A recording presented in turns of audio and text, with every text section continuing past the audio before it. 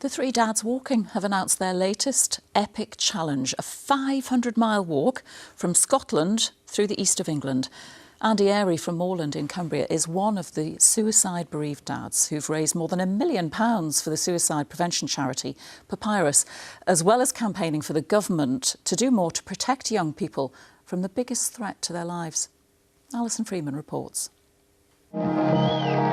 They've walked and talked for almost 1,000 miles over 2 mammoth hikes, raising awareness that young people are the biggest threat to themselves and more than £1 million for charity, asking politicians to ensure suicide prevention is taught to every child.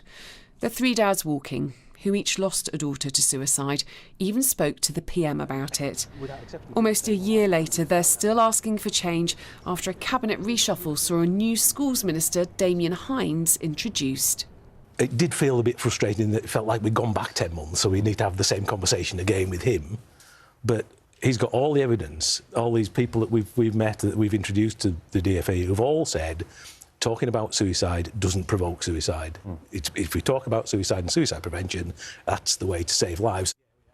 The Department for Education says it's still looking in detail at whether it can include further content on suicide prevention in the curriculum.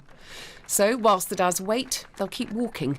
Their latest challenge in mid-April, a 500-mile walk from Scotland through the northeast of England. The Dad's Walk of Hope will take in a number of new offices like the one here on Newcastle's quayside that the suicide prevention charity Papyrus has been able to open, partly thanks to their campaigning. The three dads walking has changed the landscape in the conversations nationally. For us, they've accelerated our plans as a national charity to be as local as we can.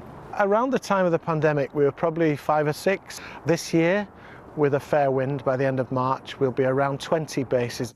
The first person delivering suicide prevention training from the office is Xander.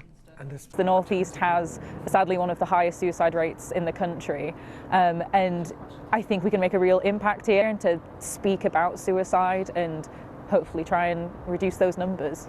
So just a few months after you open, the three dads are going to walk through and let everybody know that you're here. How important is that? So the more people we reach, the more people who know about our work and the more people who can get in contact with us and save lives, really.